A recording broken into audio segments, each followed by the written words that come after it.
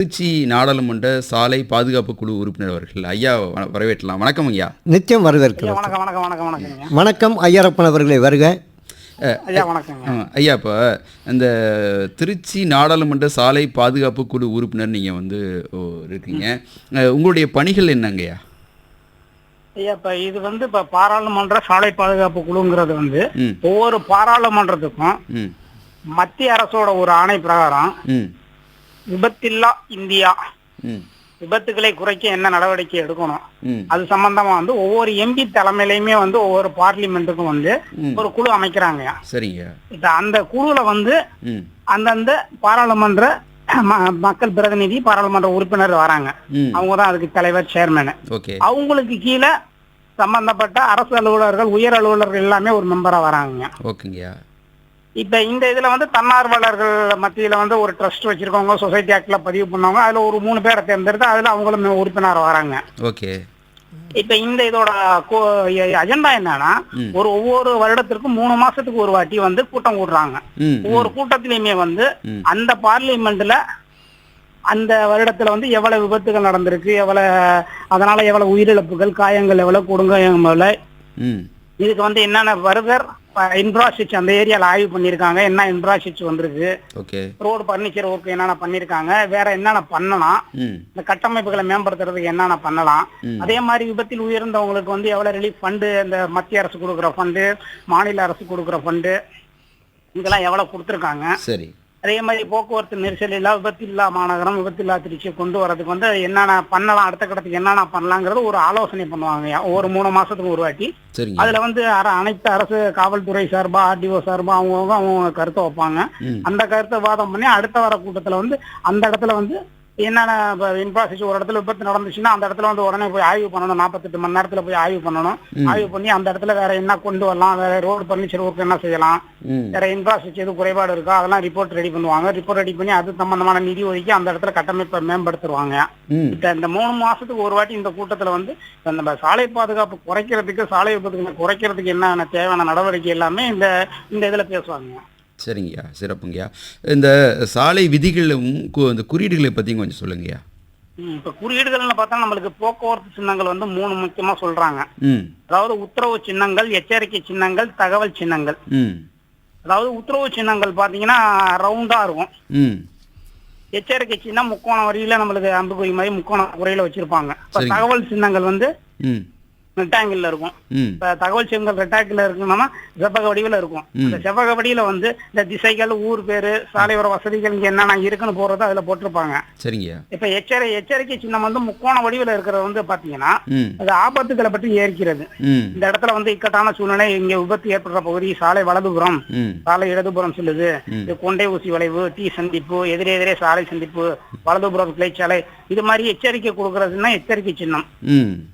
அதே மாதிரி உத்தரவு சின்னங்கள் பாத்தீங்கன்னாலே அந்த இருவழிப்பாதை, ஒரு வழிப்பாதை, நிற்கவும், வழி கொடுக்கவும், இந்த இடத்துல சைக்கிள் போக கூடாது, இந்த இடத்துல ஆரன் அடிக்க கூடாதுன்னு ஜிஹெச் எல்லாம் பார்த்தோன்னா வச்சிருப்போம். இந்த மாதிரி சின்னங்கள் உத்தரவு சின்னங்கள்.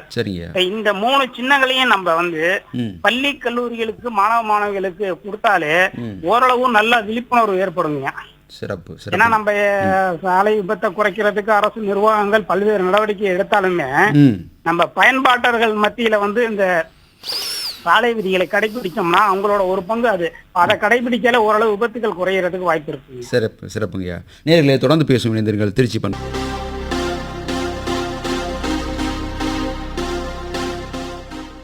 வெளிநாட்டுக்கு போயிட்டு வந்த சில பேர் சொல்லுவாங்க, கேட்டிருக்கீங்களா, என்ன அழகா ரோடு போட்டிருக்காங்கப்பா, ஜனங்க எப்படியெல்லாம் இந்த விதிகளை கடைபிடிக்கிறாங்க தெரியுமா, ராத்திரி 2 மணி ஆனாலும் சரி, ரோட்ல காக்கா இல்லைனாலும் சரி, சிவப்பு சிக்னல் விழுந்தா அப்படியே நிற்கிறாங்க, பச்சை விளக்கு எரிஞ்சாதான்ப்பா கிளம்புறாங்க அப்படிலாம் சொல்லுவாங்க. ஆனால் அவங்களே இங்கே வந்தால் சாலை விதிகளை கடைபிடிக்கிறாங்களா அப்படின்னா கொஞ்சம் கேள்விக்குறிதான். சாலை விதிகள் நமக்கானவை. பேசிகிட்டு இருக்கிறோம். தன்னார்வலர் ஸ்ரீனிவாச பிரசாத் அவர்கள் உடன் இருக்கிறார். திருச்சி நாடாளுமன்ற சாலை பாதுகாப்பு குழு உறுப்பினர் பே. ஐயாரப்பன் அவர்களும் பேசிக் கொண்டிருக்கிறார். நிகழ்ச்சி தொடர்கிறது. திருச்சி நாடாளுமன்ற சாலை பாதுகாப்பு குழு உறுப்பினர் பே. ஐயரப்பன் அவர்களுக்கு ஒரு கேள்வி வந்திருக்குது. புத்தூர் பரமு அந்த கேள்வி கேட்டிருக்காங்க. இளம் வயதினர் சிலர் சாலையில் ஃபன்னுக்காக 2 வீலரில் சைலன்சரை எடுத்துகிட்டு பலத்த சத்தத்துடன் ஹெல்மெட் அணியாமல் 3 பேர் வேகமாக செல்வதை அடிக்கடி பார்க்க நேரிடுகிறது. இவர்களுக்கு கடுமையான ஃபைன்லாம் போடணுங்க அப்படின்னு கேட்டிருக்காங்க. இந்த மாதிரி செல்வது எந்த லெவலில் வந்து சாலை பாதுகாப்பு மீறலுங்கிறத வந்து ஐயா தெளிவுபடுத்த வேண்டும். அதாவது இந்த 18 வயதிற்கு கீழ் உள்ள சிறார்கள் வாகனத்தை இயக்கக்கூடாது. ம் அதாவது இப்ப வந்த சாலை பாதுகாப்பு மேம்படுத்தப்பட்ட சாலை பாதுகாப்பு சட்டத்திலையும் வந்து அவங்க சொல்லியிருக்கிறாங்க. 2022 அமல்படுத்திட்டாங்க. ம் இப்ப அது பிரகாரம் நம்ம வந்து இப்ப அந்த வாகனத்தை இயக்கிய அந்த சிறுவருக்கு தண்டனை கிடையாது. ம் அந்த வாகனத்தை கொடுத்த பெற்றோர் மற்றும் அந்த பாதுகாவலருக்கு வந்து 3 ஆண்டுகள் சிறை தண்டனை மற்றும் 25,000 வரைக்கும் அபராதம் விதிக்கலாம். ம் அதே மாதிரி பாத்தீங்கன்னா அவங்களுக்கு அபராதம் பெற முடியாது. அந்த நபர் வந்து அந்த வண்டியோட வந்து அந்த பதிவு சான்றிதழ் வந்து ரத்து செஞ்சாங்க. ம் அந்த பதிவு சான்றிதழ் ரத்து பண்ணிடுறாங்க. அந்த வண்டிக்கு வந்து பதிவு சான்றிதழ் இருக்காது. அதே மாதிரி வந்து அந்த நபர் ஓட்டிய சிறுவர் வந்து ம் 3 வருடத்துக்கு வந்து அவங்க வந்து லைசன்ஸ் அந்த வாங்க முடியாது. ம் இது மாதிரி கொடுக்குறாங்க. ம் அதே மாதிரி வந்து இப்ப இந்த திருச்சி மாநகரா இருக்கட்டும் மாவட்டமா இருக்கட்டும், இப்ப நேற்று 2 நாளுக்கு முன்னாடி ஒரு சம்பவம் கூட லால்குடியில் நடந்திருக்குங்க. ம் ம் அதாவது ஒரு பெரிய ஒரு பஸ் ஸ்டாண்ட்ல இருந்து இறங்கி கிராஸ் பண்றாரு ரோட்டை. சரி. ஒரு 17 வயது சிறுவன் வந்து மோதிடுறாப்ல. ம் ம் மோதினதுல வந்து அவர் வந்து ஆஸ்பத்திரியில சிகிச்சை பலனிட்டு இறந்துடுறாங்க. ம் ம் இப்ப வந்து அந்த பையனோட பெற்றோர் தந்தை மீது வந்து வழக்கு பதிவு பண்ணியிருக்காங்க லால்குடி காவல் நிலையத்துல. ம் இது வந்து இன்றைய பத்திரிகை செய்தி. ம் அதே மாதிரி பாத்தீங்கன்னா நம்ம திருச்சி மாநகர்ல வந்து நிறைய அந்த இருசக்கர வாகன ஓட்டிகள் வந்து இப்ப ஸ்கூல் லீவ் டைமா வருதுங்களா, சரிங்க. எல்லாம் அவனோட ஆபத்தை உணராம அந்த சிறுவர்கள் கையில வாகனத்தை கொடுத்துட்றாங்க. ம் ம் 2 பேரா இருக்கட்டும் 3 பேரா இருக்கட்டும் எல்லாமே அந்த அதிவேக வாகனத்துல தான் இயக்குறாங்க. ம் அந்த இதுல போறதுல வந்து இப்ப திருச்சி மார்க்கெட் பகுதியிலே நிறைய வந்து வழக்கு பதிவு பண்ணியிருக்காங்க. கடந்த வருடத்துல பாத்தீங்கன்னாலே ம் திருச்சி மார்க்கெட் பகுதி அந்த ஏரியா லிமிட்லயே வந்து நிறைய அந்த சிறுவர்கள் வாகனம் ஓட்டி இயக்கி பிடிச்சிருக்கிறாங்க. ம் அதே மாதிரி இந்த சட்டத்தை வந்து வருங்காலங்கள்ல வந்து இன்னும் விரிவுபடுத்தணும். ம் அதாவது பள்ளிக்கல்வித்துறை மூலியமாவே வந்து நம்ம இதை செயல்படுத்தலாம். ஏன்னா இப்ப இன்னைக்கு பாத்தீங்கன்னா அனைத்து தனியார் ஸ்கூலா இருக்கட்டும் அரசு பள்ளிகளா இருக்கட்டும், ம் ஒரு 11, 12வது படிக்கிற மாணவர்கள் பாத்தீங்கன்னா எல்லாம் 2 வீலர்ல வருவாங்க. சரி. இதை வந்து அவங்க மூலியமா அரசு நிர்வாகங்கள் காவல்துறை மூலியமா ஒரு லெட்டர் கொடுக்கலாம். ம் ம் கொடுத்து இது மாதிரி பள்ளிக்கு வந்து 11, 12, 12வது வகுப்பு மாணவர்கள் வந்து வரக்கூடாது, ம் இது மாதிரி இந்த பிரச்சனைகள் எல்லாம் இருக்குன்னு அவங்களுக்கு தெளிவுபடுத்தி விழிப்புணர்வு பண்ணி அவங்களுக்கு கொடுத்து ஃபர்ஸ்ட் அவங்களுக்கு வந்து பெற்றோர் இந்த விஷயம் தெரியணுங்க. ம் ஏன்னா நம்ம மாணவர்களுக்கு ரொம்ப இது பண்றதோட பெற்றோருக்கு தெரிஞ்சதுன்னா அவங்க ஒப்புதலோட தானே வராங்க, அவங்களுக்கு எதுவுமே தெரியாம இருக்குல்ல. கண்டிப்பா கண்டிப்பா. இன்னைக்கு அந்த மாணவர்கள் பாதிப்படைஞ்சாலுமே மாணவர்களால் மற்றவருக்கு பாதிப்படைஞ்சாலுமே அதுக்கு முழு காரணம் அந்த சம்பந்தப்பட்ட பெற்றோர் தான். ம் அப்படி இருக்கும்போது அந்த பெற்றோரை வர வச்சு அவங்களுக்கு கவுன்சிலிங் கொடுக்கலாங்க. ம் இது வந்து இந்த வருங்காலங்கட்டத்துல வந்து இப்ப பள்ளி திறக்கிற டயத்துல இது மாதிரி நிறைய பண்ணோம்னா கொஞ்சம் நல்லா இருக்குங்க. சிறப்புங்க. அடுத்த கேள்வி வந்து அனந்தபுரத்துலேருந்து நாகராஜ் ஐயா ஒரு கேள்வி கேட்டிருக்காங்க. அவங்க என்ன சொல்கிறாங்கன்னா வந்து டிரைவிங் லைசன்ஸ் கொடுக்கும்போது 8 வந்து சரியாக போடாதவர்களுக்கு லைசன்ஸ் கொடுக்காம இருந்தாலே நிறைய பிரச்சனைகள் சால்வ் ஆகும். அதே சமயத்தில் எல்எல்ஆர் கொடுக்கும்போதே லைசன்ஸ் வந்து பெறுபவர்கள் வந்து இந்த சாலை விதிகளை வந்து எழுத சொல்லியிருப்பாங்களாம். அதை வந்து அந்த டிரைவிங் சொல்லிக் கொடுக்குற அந்த கம்பெனிகள் வந்து அவங்களே ஃபில் பண்ணி கொடுத்துட்றாங்க. அது இன்ஸ்டெட் வந்து யார் ஓட்டுறாங்களோ அவங்களே ஃபில் பண்ணி கொடுத்தாலே நிறைய விஷயங்களில் வந்து நம்ம வந்து இந்த சாலை பாதுகாப்பில் வந்து நம்ம உறுதிப்படுத்த முடியும் அப்படின்னு சொல்கிறாங்க. உங்களுடைய கருத்தையும் கேட்குறாங்கய்யா. இப்ப அந்த லைசன்ஸ் வாங்குறதுலங்கய்யா பாத்தீங்கன்னா இப்ப எல்லாமே ஆன்லைன்ல வந்துருச்சு. ம் ஆன்லைன்ல வந்துருச்சு. அந்த ஆன்லைன்ல நம்ம எல்லாம் ஃபில்அப் பண்ண உடனே ஒரு அரை மணி நேரத்துக்கு ஓடிய ஒரு காணொலி ஓடும் அந்த கவர்மெண்ட் வெப்சைட்லயே. ம் நம்ம அதை பார்த்து முடிச்ச அப்புறம் தான் நம்மளுக்கு வந்து அந்த எல்எல்ஆர் இதுக்கே போவோம். ம் அப்ப அந்த பார்த்து முடிக்கிற அளவுக்கு அந்த செட் பண்ணி வச்சிருக்காங்க டைம் அவங்களே. ம் ம் நம்ம ஆளுங்க அதை என்ன பண்றாங்க, அது வீடியோ சரி ஓட விட்டுட்டு பொறுமையா இருந்தா அப்புறம் அதை முடிச்ச உடனே அப்புறம் இது பண்றாங்கன்னு வச்சுக்கோங்க. அதை வந்து சமூக பொறுப்போட இருக்கணும். நம்பணும் லைசன்ஸ் ஒரு எல்எல்ஆர் எடுக்கும்போது அந்த மாணவர்களும் சரி வேற குடிமக்கள் யாரு போனாலுமே அந்த வீடியோ ஃபுல்லா பார்க்கணும். அந்த வீடியோ யாரும் நமக்கான வீடியோ. அது சாலை என்பது வாழ்க்கை. அதாவது சாலை பாதுகாப்பு உயிர் பாதுகாப்பு சம்பந்தப்பட்ட விஷயத்துல வந்து நம்மளுக்கு உரிய கடமை இருக்குல்ல. சரிங்க. அந்த வீடியோ முழுவதாவே பார்க்கணும். அதை யாருமே இது பண்றது இல்ல, பார்க்காமயே இது பண்ணிடுறாங்க. அர்ஜென்ட் வேலை இருக்கு அப்படி இருக்குன்னு தேடுறாங்க. அதே மாதிரி இப்ப அதை முடிச்சுட்டு போனாலுமே அங்க 8 போட சொல்றாங்க.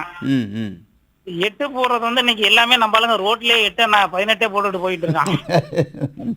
8 போடுறது அதிகமா இது பண்ண முடியாது. ஆனா 8 போடுறாங்க, எல்லாமே 8 போடுறாங்க. அதாவது நம்ம இந்த சாலை பாதுகாப்பு இந்த கல்வியை வந்து இந்த பாடத்திட்டத்தை வந்து நம்ம வந்து இப்போதைக்கு 4வது 5வது 8வது வரைக்கும் ஒரு சில இதுல ஒவ்வொரு பேஜா வருங்கயா. இதை வந்து நம்ம கம்பல்சரியாவே +2 வரைக்குமே கொண்டு வரலாம். ம் ஏன்னா இந்த ஒரு ஸ்கீம், இந்த சாலை பாதுகாப்பு இதுல வந்து இத்தனை மார்க், ம் இதை முடிச்சாதான் உங்களுக்கு இந்த மார்க்குன்னு கிடைச்சு அதை கம்பல்சரி கொண்டு வந்துட்டோம்னா ம் ஓரளவு மக்கள் வந்து மாணவர்களுக்கு மத்தியில தான் அதை கொண்டு வரணும். ஏன்னா இப்ப +2 காலேஜ் முடிஞ்சு அந்த 18 ஏஜ்ல அவங்க லைசன்ஸ் எடுக்க போறாங்க. ம் அப்ப நம்ம வந்து +2 காலேஜ் இந்த இதுல வந்து ஒரு மார்க்காவே இதை கொண்டு வரணும். இந்த இதுக்கு வந்து இவ்வளவு மார்க், ம் இந்த ரோட் சேஃப்டி சம்பந்தமா கம்பல்சரி இவ்வளவு மார்க் வாங்கி ஆகணும்னு சொல்லி இது பண்ணாங்கன்னா ம் வருங்கால தலைமுறைகள் வந்து கொஞ்சம் புரிஞ்சுக்கிறதுக்கும் அதனோட இதை தெரிஞ்சுக்கிறதுக்கும் கொஞ்சம் வசதியா இருக்குங்க. நம்ம இந்த சட்டங்கள் வந்து ம் மக்களை வந்து, அதாவது என்ன சொல்றது, மக்களை வந்து பயமுறுத்துறதுக்கு கிடையாது. ம் மக்களோட நல்வாழ்வுக்காக, மக்களோட வாழ்க்கை தரத்துக்காக மேம்படுத்தவும், அவங்களோட பொருளாதாரம் ஒரு விபத்து பாதிக்கப்பட்டோம்னா அந்த குடும்பத்தோட பொருளாதாரம் என்னாச்சு, ம் அந்த குடும்பத்தோட 20 கால உழைப்பு போயிருச்சு, ம் வாழ்வாதாரம் போயிருச்சு, ம் இதெல்லாம் இது பண்ணி விதிகளை கடைபிடிங்கன்னு சொல்றதுக்கு தான் ஒரு சட்டத்தை கொண்டு வராங்க. போக்குவரத்து சட்டத்தை கொண்டு வராங்க. சட்டத்தை வந்து ஒரு மறைமுகமா ஒரு உந்துதல் பண்றாங்க, அவ்வளவுதான். ம் இதை வந்து மக்கள் தவறா போலீஸ் பிடிச்சிருச்சு, ஹெல்மெட் போடலன்னா பிடிக்குது, கிட்ட போடலன்னா லைசன்ஸ் தர மாட்டேங்கிறாங்கிறாங்க. அது நம்மளுக்கான சட்டம். ம் அதை வந்து மக்கள் அந்த எண்ணோட்டத்தோட அணுகணுங்க. ம் சரிங்கய்யா, இப்போது சாலையின் நடுவில் ஏதாவது ஒரு பள்ளம் இருக்குது, பள்ளமேடு இருக்குது, இதை வந்து எப்படி அணுகிறது? இது வந்து அதாவது பள்ளம் ஏற்படுறது, மேடு ஏற்படுங்கிறது சகஜமாக இருக்கலாம். அதை வந்து அதுக்கான தீர்வுகள் வந்து நம்ம எங்கே கிடைக்குங்கய்யா? இப்ப சாலையிலே பாத்தீங்கன்னா தேசிய நெடுஞ்சாலை, ம் அதாவது மத்திய அரசு சார்ந்த நகாய் கண்ட்ரோல்ல இருக்குங்க. ம் அதாவது இந்த பைபாஸ், சென்னை பைபாஸ் சொல்றோம், ம் Karur bypass, Madurai bypass, Dindigul bypass, இது மாதிரி நம்ம திருச்சி மாநகரிலே 5-6 பைபாஸ் போகுது. எல்லாமே தேசிய நெடுஞ்சாலை. ம் அதே மாதிரி உள்ள மாநகர் உள்ள பாத்தீங்கன்னா மாநில நெடுஞ்சாலை வரும். அதே மாதிரி மாவட்ட முக்கிய சாலைகள்னு வருது. ம் அது இல்லாம கிராம சாலைகள், ஒன்றிய சாலைகள்னு 5 வகை சாலைகள் இருக்குது. ம் இப்ப மாநில நெடுஞ்சாலைக்கு இப்ப என்ன பண்ணிருக்காங்க, போன வருஷம் வந்து சொல்லியிருக்காங்க, சாலையில இந்த பள்ள குறைபாடுகள் நிறைய விபத்து நடக்கிறதால அவங்க என்ன பண்ணிருக்காங்க, நம்ம சாலைன்னு ஒரு ஆப் ஒன்னா இது பண்ணிருக்காங்க. சரிங்கய்யா.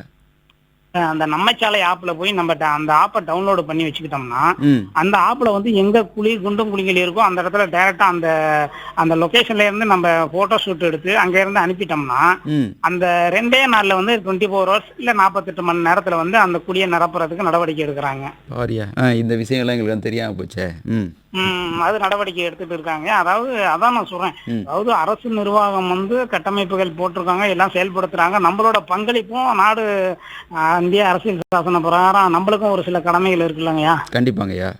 இப்ப ரோட்ல புறம் பள்ளமா இருக்குன்னா நம்ம பாட்டு விட்டுட்டு போயிருவோம். ஆமா அதுக்கு பின்னாடி வர 2 பேர் வந்து விழுந்துருவாங்க. கண்டிப்பா. சரி, விழுந்துட்டாங்கன்னா ஓரத்துல நம்ம பாட்டு வேடிக்கை பார்த்துட்டு வந்துருவாங்க. அது மட்டும் இல்லை, அதை இப்போ யார் செய்யறது? அதாவது காருக்கு நடுவில் ஒரு பள்ளம் இருந்துச்சுன்னா அவங்க வந்து ஈஸியாக கார் போயிடும். ஆனால் பின்னாடி வர்றவங்க வந்து அந்த பள்ளத்தை வந்து கவனிக்க தவறிடுவாங்க.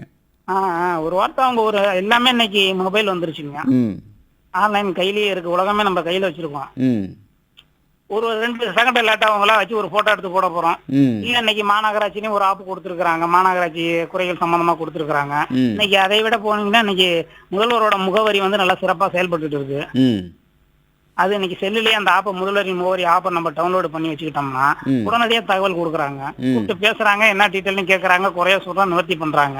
ம் நம்ம பயன்படுத்த தான் ம் நம்ம யாரையுமே குறை சொல்றதை விட நம்ம செஞ்சு போட்டு அந்த டாபிக்கை பத்தி பேசணும்னா